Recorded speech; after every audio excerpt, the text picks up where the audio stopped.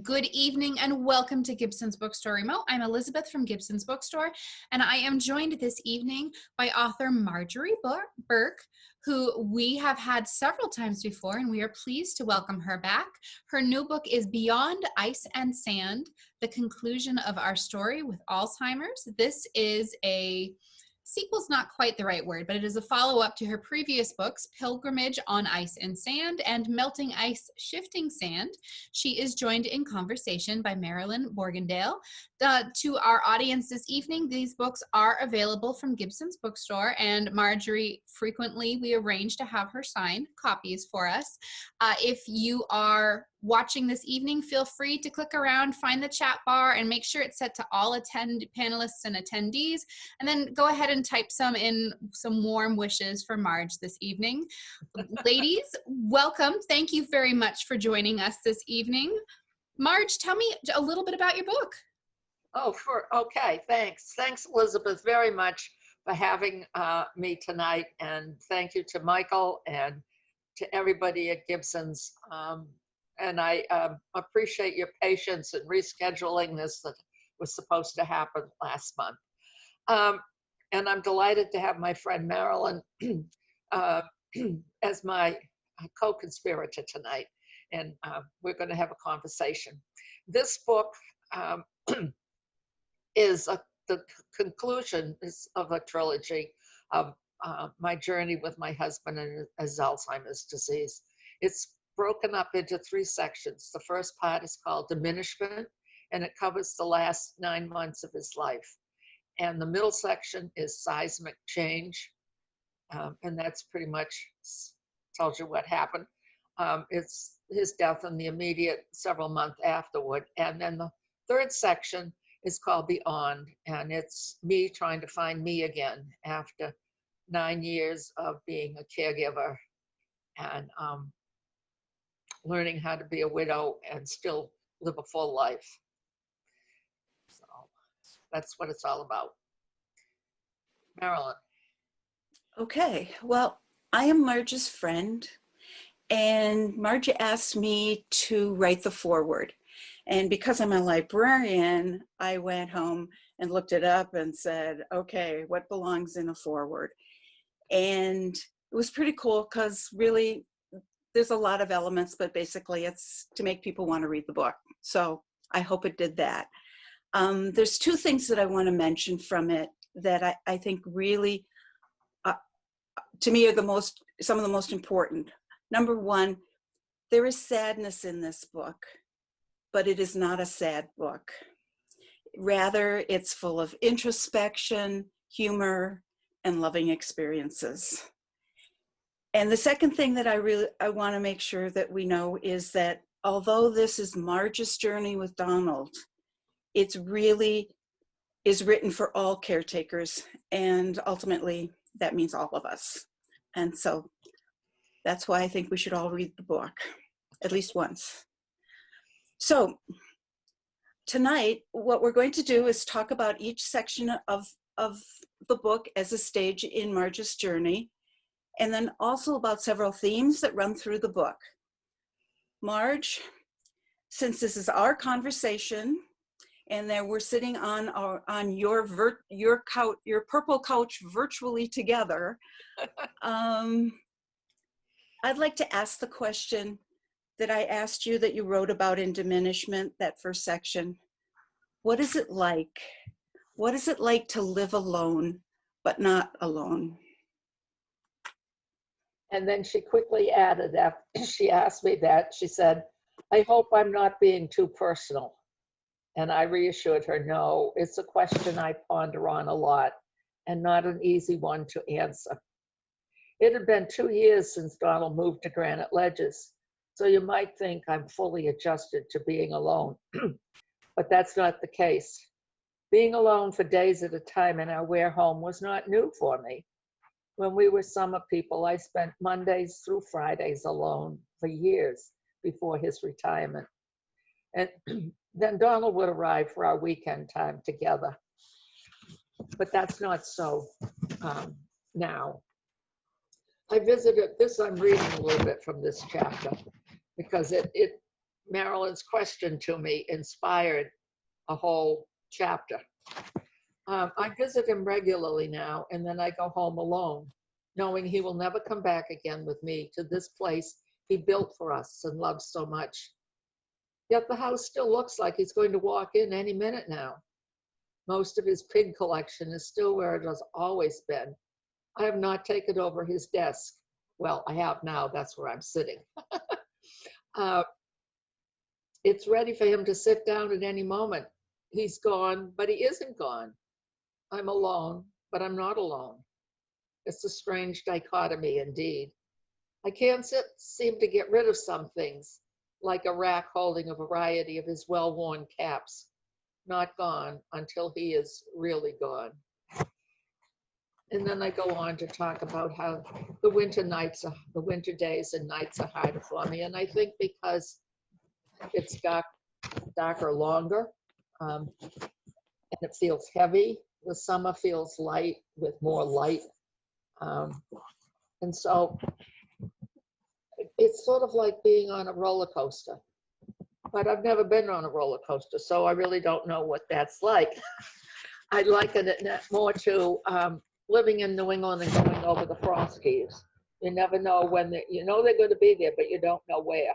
And they're just bumps in the road that happen. So that's sort of what it was like at the beginning of this book when Donald was in his last 9 months living at Brandon Marge's.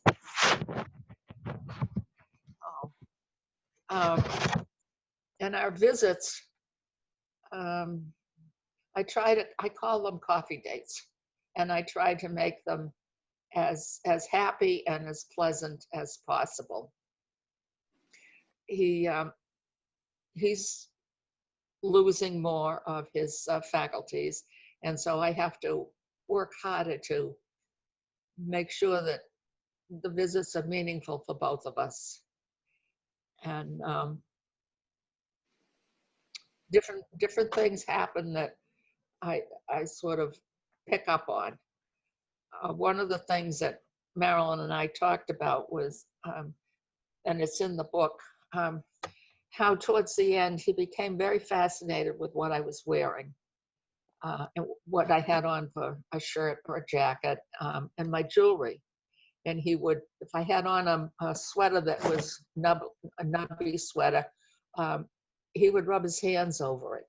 And he would often rub his hands over a pendant that I was wearing, one especially that was sort of a gray mauve look, piece of amethyst. And I began to think, now why are these things important to him? What's going on? And then I realized, at least this is what I think, he was a retired building contractor. And I thought that the different textures of what I was wearing and reminded him of some of the materials that he worked with. The amethyst pendant perhaps reminded him of concrete, a little more colorful than concrete is because it had that amethyst color in it. And so I paid attention to what I was wearing because it would jog something in his brain that would bring back a memory or two that I think made him feel more like a normal person. An art educator told me once that when you dress, you should think of 4 things: color, design, texture, and shine. So if you put all those things together in what you're wearing, it makes sort of a whole in terms of what people are seeing. And that sort of points to another thing that's very important for all of us, but especially for people with memory impairment. The arts are the last senses that we lose. Music is the absolute last one. But arts, whether it's music or dance or poetry or whatever part of the arts that you like, that still resonates deeply with people with memory impairment. That's why one of the things that I think other than the fact that Meryl and I are good friends, that we're drawn is her quilting. She quilted the quilt behind her, and she's a fabulous quilter. So she knows about the arts and how important they are to all of us, but especially to people with memory impairment. You want to pick up on that, Marilyn? Well, I was going to say, what I really wanted to hit for first is what you talked about, the construction, Donald's construction business, and throughout the book, you have a lot of reference. One of the themes that runs through is the building references, and metaphors, and of course I should know this off the top of my head, but you do, the poem where you write about letting that concrete block off your back and just letting the burdens go. And I think that's so I don't know if you have other places. Do you think about? It's called Dropping Worries. Carrying worries around like a cement bag is useless and non-productive. Labyrinth walking is beneficial. I notice green moss with pin-sized red flowers like beads of Jesus' blood shed for me and for the world. I drop my worries and leave the labyrinth in peace, knowing love.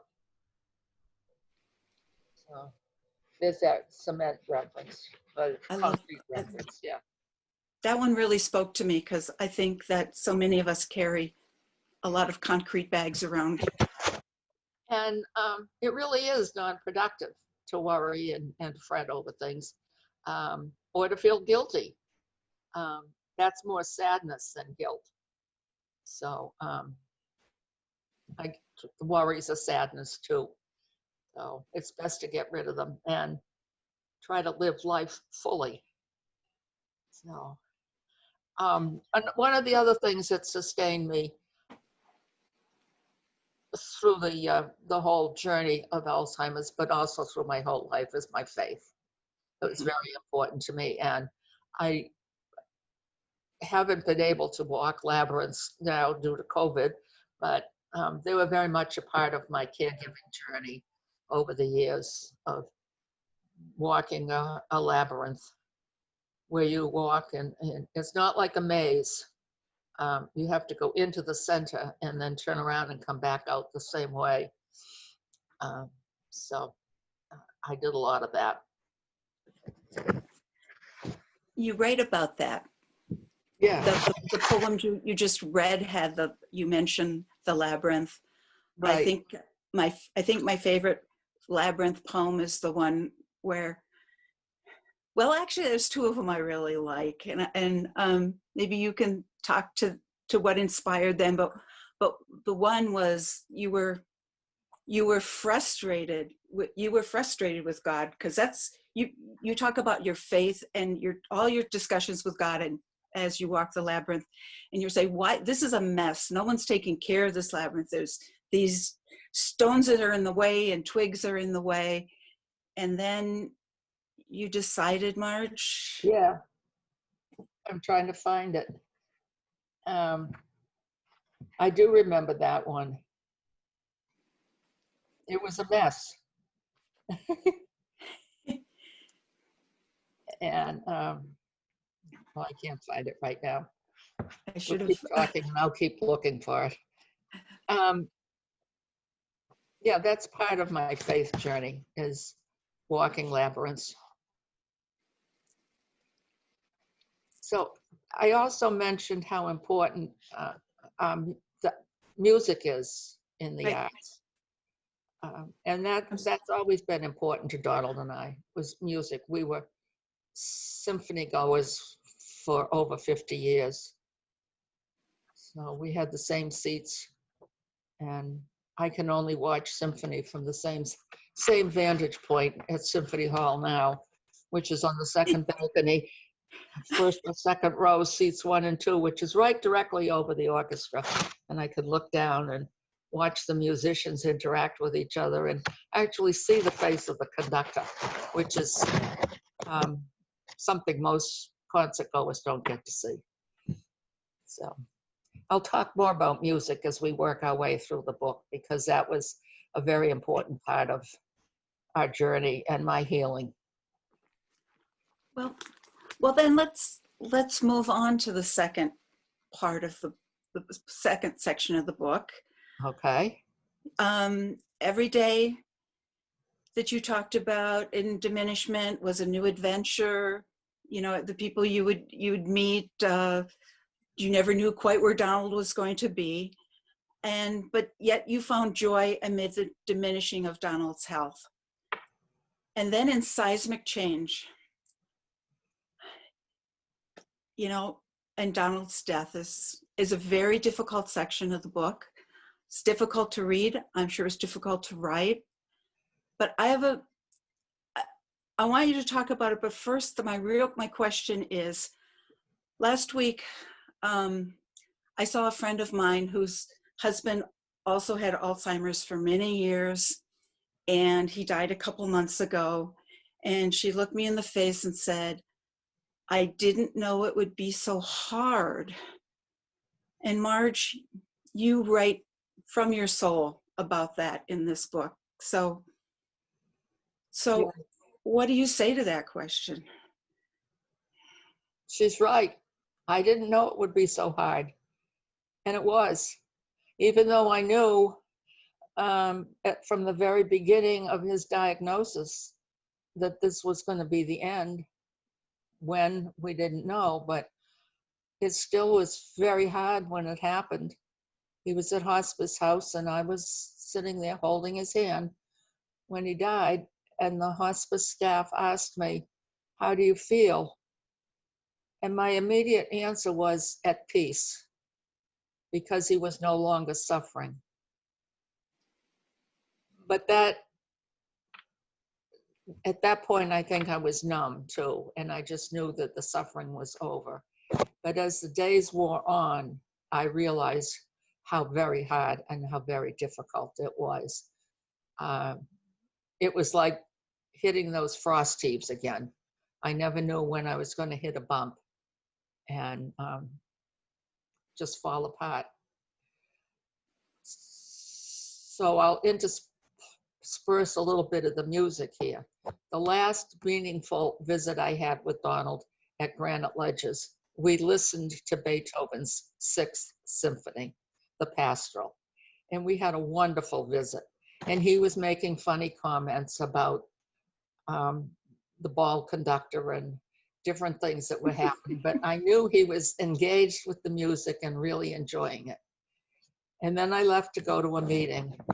And while I was at the meeting, I got a phone call from Granite Ledges saying he'd just gone totally crazy and he was in the hospital. And so I had to turn around and head back to Concord to the hospital, and wondering what happened, what went so wrong from 2 hours that I had just seen him and we'd had this wonderful visit. And so about, I don't know, a month and a half or 2 months after he died, I was driving and listening to my favorite radio station, which is WCRB out of Boston, classical music. And what were they playing? Beethoven's Sixth Symphony. And it just hit me in the gut. The tears started. I was gulping sobs. I had to pull over to the side of the road. I was so distressed and distraught and had to regain my composure before I could drive the rest of the way home. And I totally wasn't prepared for that reaction. I mean, I've listened to that symphony for years and love it. But that day, it just brought up all those unhappy memories of that, you know, the happy memory of that last visit. And then 2 hours later, what had happened. So it wasn't very nice. So, but during those dark days of trying to figure out what was happening for myself and trying to find myself and deal with all of this, I had an email from the director of the Homestead unit at Granite Ledges. And the email was titled "Found" in capital letters. And I'm thinking, now why is she sending me this letter called "Found" in capital letters? It was on December 6th, which is St. Nicholas Day in some countries. I think that's part of your Scandinavian heritage, isn't it, Yeah. Marilyn? So here came this email. And I thought, oh, what's this all about? About a year before that, Donald's eyeglasses went missing. I don't remember the exact time, whether it was before or after Christmas when they disappeared.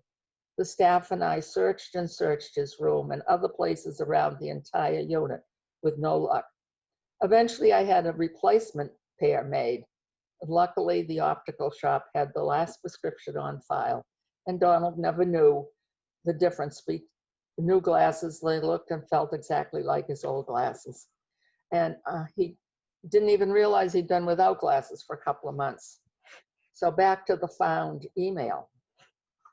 That particular day, December 6th, was Christmas decoration time at the Homestead unit. As the decorations were being removed from their storage boxes with great care, what did the staff's wondering eyes discover? Donald's missing eyeglasses. Did he put them there when the residents were decorating, or when the decorations were being put away for another year? Or did someone else do it? There are no answers to these questions, so I will just put it up to the discovery into the category of a Christmas miracle on St. Nicholas Day. So that was a happy time for me in the midst of this grief and mourning that I was on those frost heaves with. So for those of you who, you'll have to get the book so you can see what I did with the glasses afterwards. When he died, I took the replacement glasses and his hearing aids back to the places where they had come, so they could be recycled and refurbished for somebody else. But these glasses I absolutely couldn't part with. Now, Donald had a collection of pigs that are all over this house still. And in our front entry is a great big, huge cement planter pig. He's known as Albert Twiddleburks, and we call him TB. And there Marilyn's showing him. The glasses rest up on TB's nose. So whenever you run into the front door of my house, there's the pig greeting you with Donald's sense of humor right there. So, but I have to say,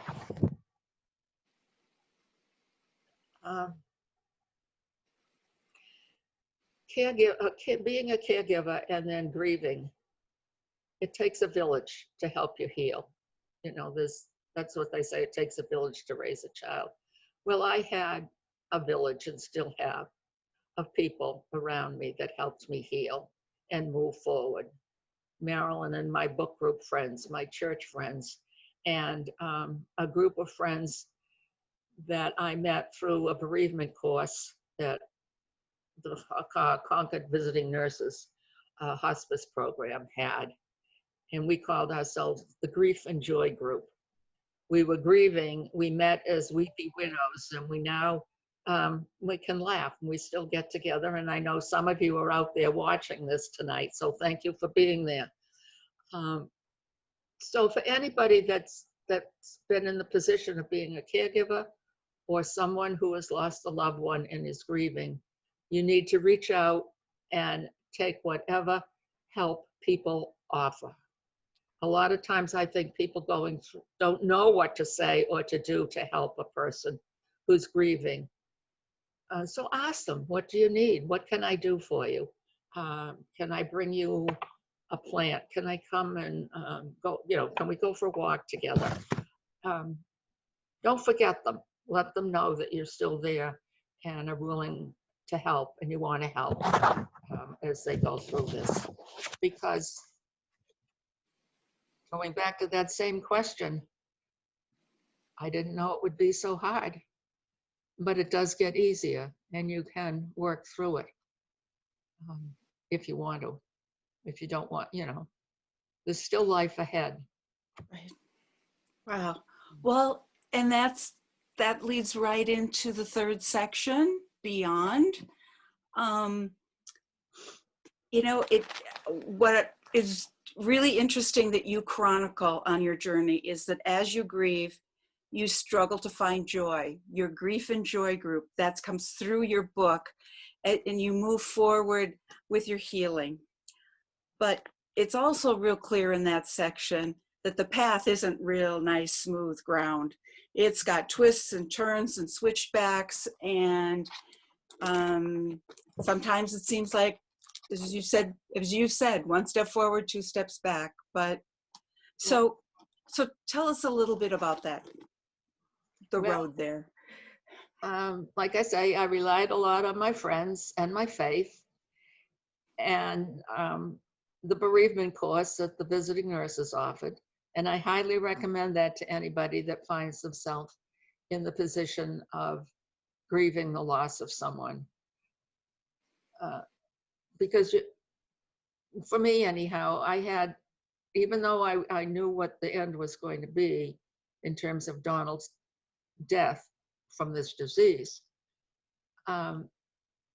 it was still hard to move into finding joy again in my life. So I just was intentional about doing things. One day I decided to take an early bus from Concord to Boston and go to the Museum of Fine Arts, and just there's your arts again. Just let it all soak in. And I love the big Dale Chihuly glass tower that's in the center of the atrium, the new part of the museum. And then I spent a lot of time just walking through the Impressionist section of the museum, because that speaks to me. I think because it's more impressionistic than definite outline, and it gives me pause to think more, what is this? What's it saying? So I did things like that. And I did a lot of wondering. I have a chapter called Wondering About W Words.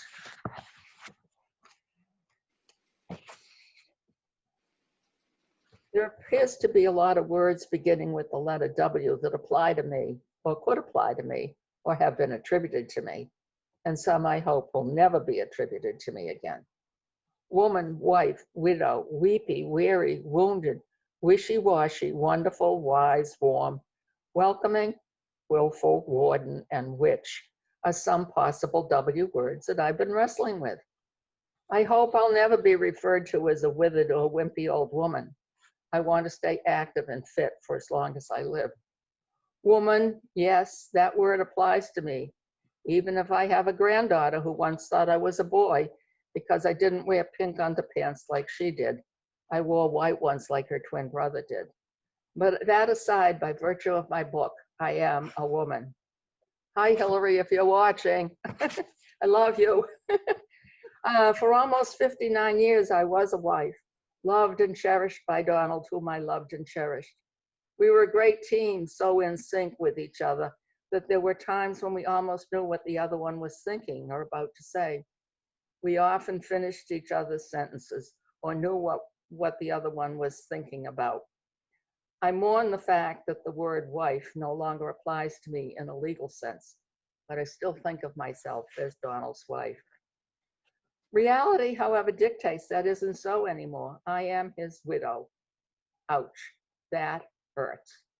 Other than the immediate aftermath of his death, when I had to deal with Social Security and all the other legal matters and change my status, I had sort of ignored that new reality.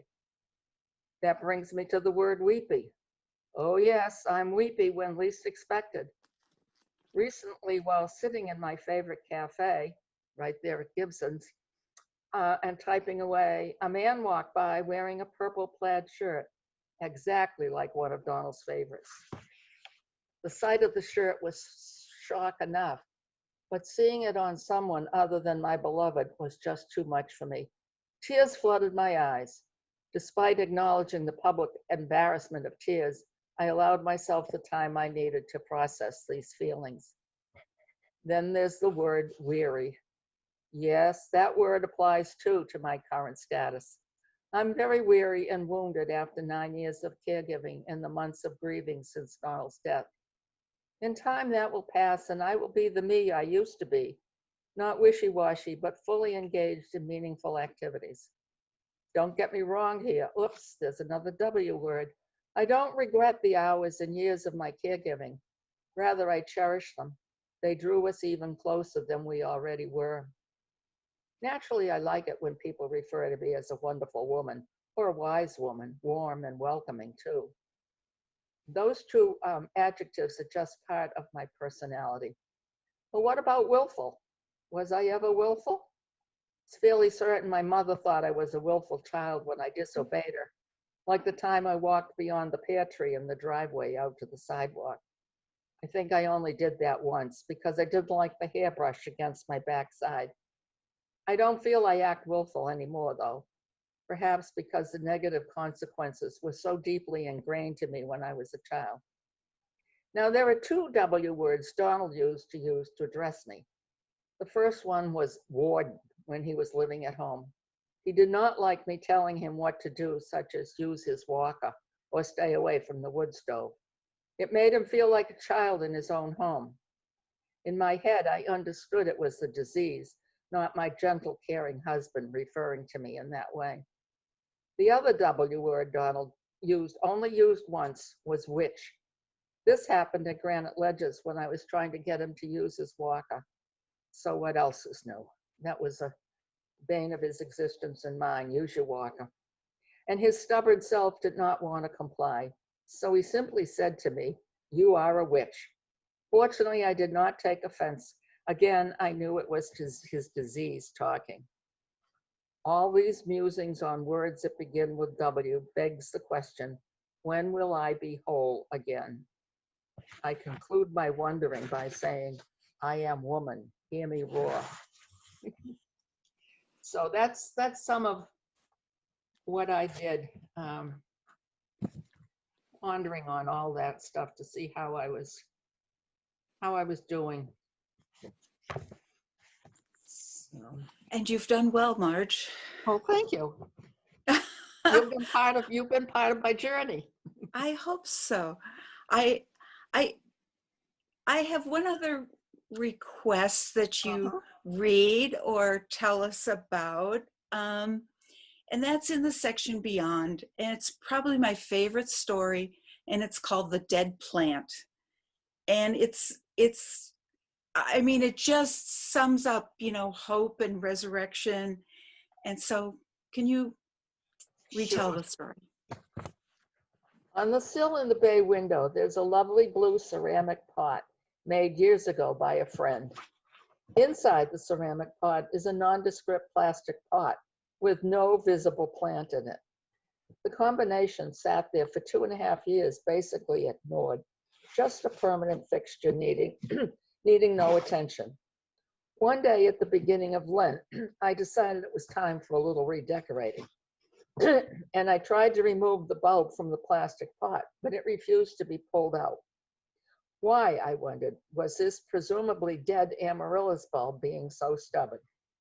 On closer examination, I discovered a teeny tiny sliver of green. Wow, I began to water the bulbs. So a leaf began to grow, then another one, followed in about 2 weeks by a stem. Then the stem developed a very pregnant bud, which grew bigger with each passing day. Soon the stem needed a stake to support its weight. As the opening of the amaryllis flower drew closer, it became very clear this was going to be a spectacular birth, not just one flower, but 2. Then, miracle of all miracles, a 3rd flower appeared. For about 2 weeks, I enjoyed 3 glorious variegated amaryllis blossoms. In my mind, the discovery of the teeny tiny green leaf in mid-Lent and the triplet flowers that bloomed a week after Easter was a miracle and a sign from my beloved Donald. I am here with you. Get on with your life. Live it to the fullest. Enjoy. Now, there's a postscript to this story. 6 weeks after the flowers had died off, a third leaf began to grow. Surely it is Donald reminding me that he's not left and will not leave me. Whether or not this neglected, presumed dead amaryllis bulb will produce new flowers remains to be seen. But be reassured that in the future I will be paying more attention to the familiar, taken for granted decor features around the house, and I will not let grief totally consume me. I have much living left to do. I have the memory of amaryllis flowers and the visual reminder of a third leaf, now as big as the original two, from the dead bulb in the windowsill to keep me energized. And another postscript. This year, at about the same time, that supposed dead plant produced another triplet amaryllis blossoms. And in the pot beside it, unbeknownst to me, was another amaryllis bulb that produced quadruplet blossoms. So I had 7 amaryllis blossoms blooming this spring. Again, a reminder to me that live life fully. Life goes on. Wow, excellent. Now you know why it's my favorite chapter. So we've the one thing that I think we've covered the sections of the book and the themes that we've talked about: music and art, the labyrinth and the meditation and your faith, the building and construction, and the need for the caretaker to take care of herself. And I think that I don't know if you have some sort of final thoughts about any of those themes you want to share with us. We have about 5 more minutes, Okay. if you want. I do. I want to go back to music and Beethoven's 6th Symphony. Excellent. During the Beyond section, I think I wrote about it there. One day I was feeling very proud of myself. I had done some chores that had been just set aside and thought, oh, I'll do them someday. And I sat down, and on the radio came Beethoven's 6th Symphony again. And it was such a joy. For those of you that are familiar with it, or even if you're not, it's very pastoral, except in the middle there's a storm, and then it becomes pastoral again. And so for me, that going from that last meaningful visit of that enjoying it, and then the storm that happened that I didn't realize was going to happen in real life, when 2 hours after I left him, he's out of control and in the hospital. And then the day when it hit me and I had to stop at the side of the road, I was just so full of joy that day to listen to it and to realize how much it mirrors life. I mean, it goes along nice and pastoral, and you can imagine sitting beside a stream and listening to the rippling water. And then the storm happens, and then it comes afterwards. And so for me, it's a metaphor for life. And I love it when I hear Beethoven's 6th Symphony now. So one of the other things that I had trouble with right after Donald died was feeling that this house, this home, wasn't home. It didn't feel that way again. And I didn't know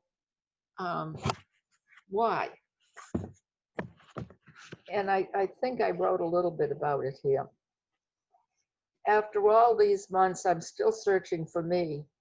If ever the search is finally ended, I think I will just be an improved version of me, not a totally new me. I have definitely figured out how to incorporate grief into my life, but not let it overwhelm me or define me on a day-by-day basis. And so I've learned to make the house home in a different way, knowing that it's still home. There's still lots of Donald here and always will be. His pigs are here, but I've moved them around into different places.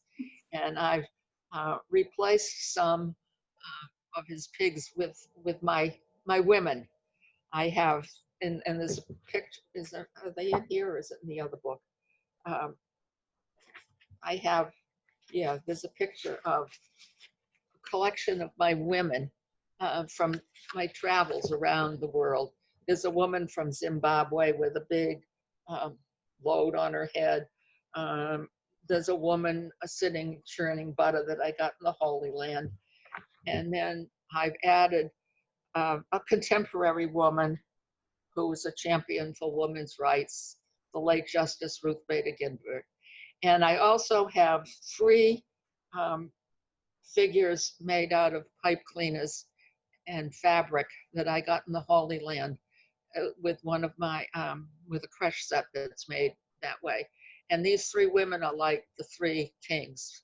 And I usually had them put away when I put the creche away, but now they're out with all my other women to show the strength of women that have had adversity in their lives and have gone on to live and to live fully and to make meaning out of their life and for other people. So that's my story. Thank you, Marge. It sure makes me want to read your book again. Again, you've read it a couple of times. Yes. So maybe there are questions from the audience at this point.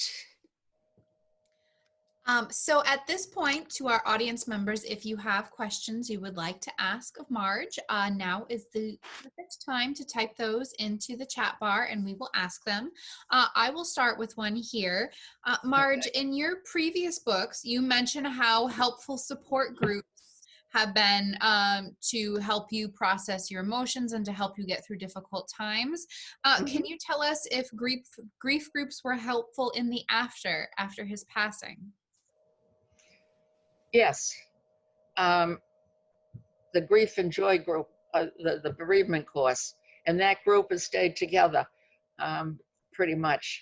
We can't gather now because of COVID, but we stay in touch via email. And the support group, while I was an active caregiver, was very helpful. Some of the things that happen when you're a caregiver, they're just awful. And you think nobody's going to possibly understand this, but in your group together with other caregivers, you tell them your story and they can relate and you can laugh about it. And laughing is important. And affirmation of what you're going through. And I found that was the same with the Grief and Joy group. One day we got talking about grocery shopping and how I had gone shopping and bought the normal amount of Bing cherries that I would usually buy and realized it was way too many for me. And I brought them to lunch when the day the Grief and Joy group met. And others in the group said, yeah, they have that same problem. They go to the grocery store and still buy the same amount of something, and then they end up eating the same thing 5 days in a row. So, Martha wonders, have you always been a writer? No. It came about as quite a surprise when I started melting ice, shifting sand. One day I asked Donald, what's it like for you dealing with Alzheimer's? And he said, it's like standing on melting ice. I'm unsteady. And I thought, oh, wow, that's a great way of explaining what's happening. And so I said, just tell me more.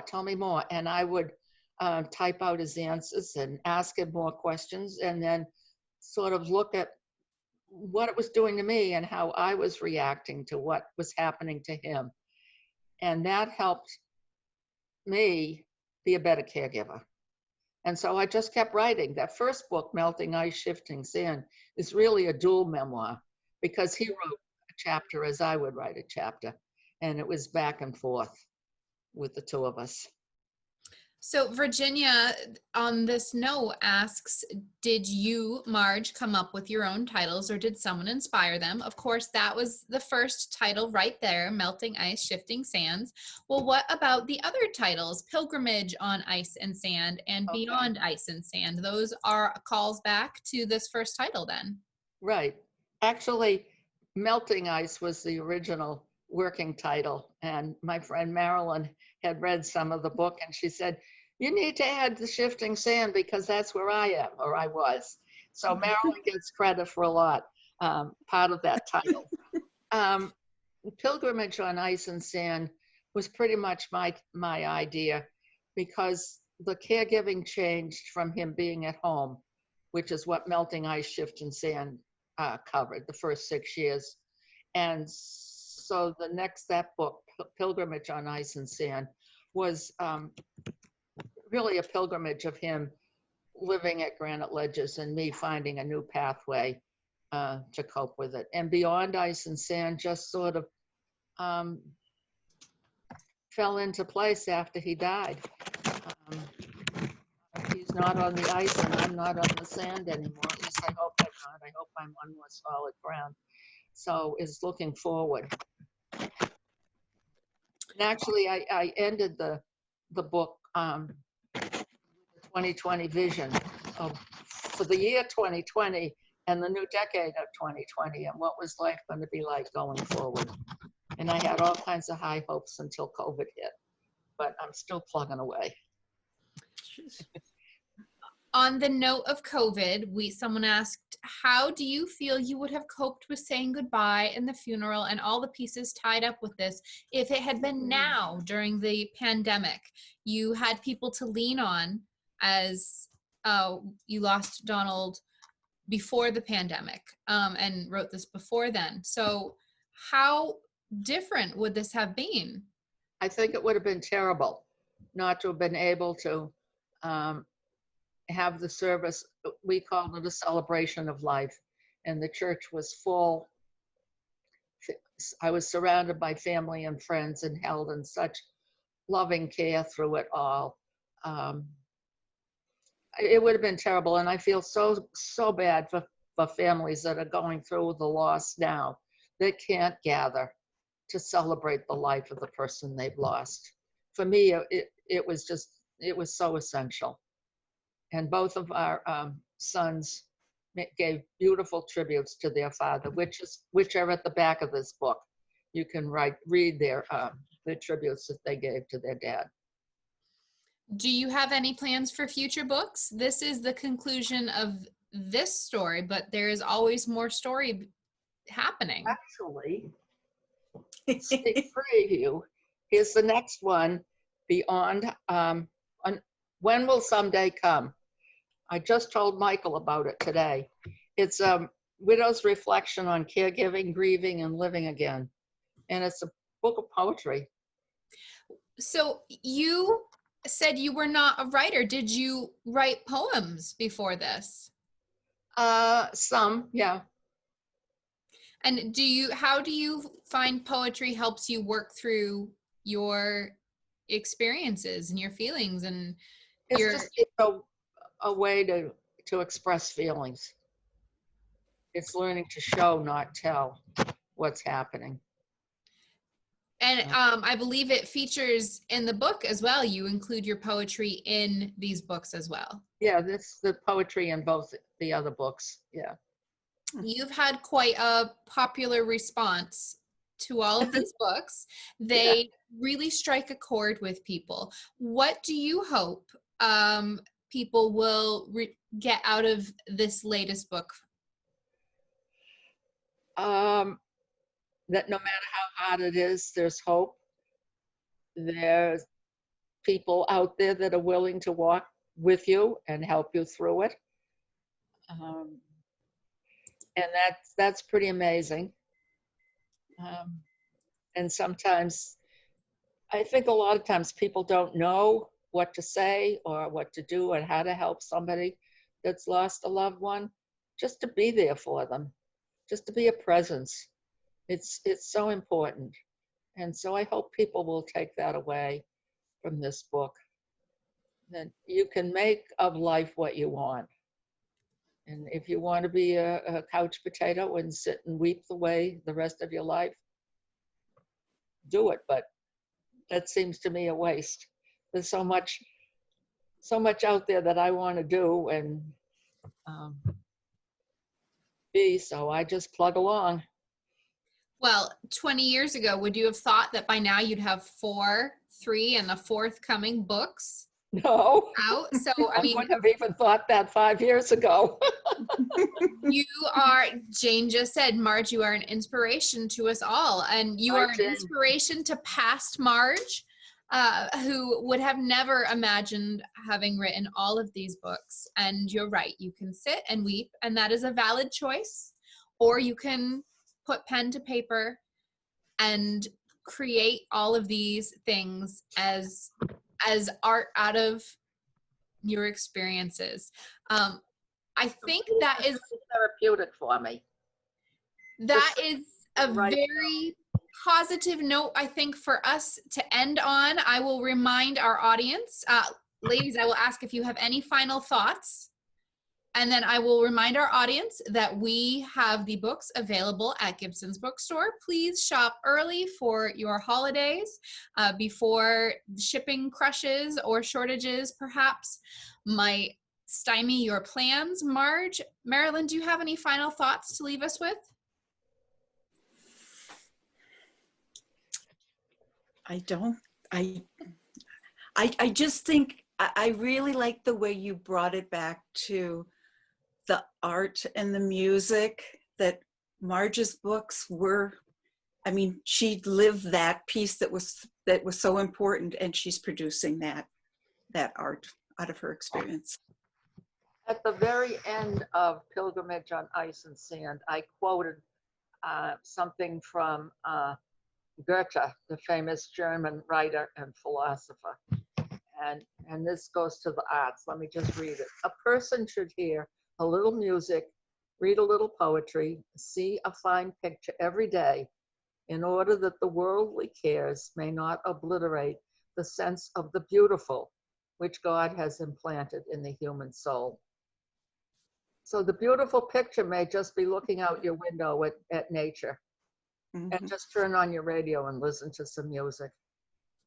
And you can find poetry anywhere. The music of the seers. The Psalms, but there's wonderful poetry out there. It's not all difficult to read.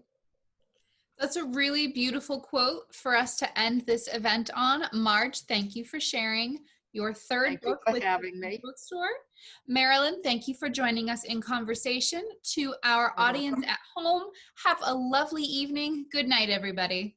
Good night. Thank you. Good night.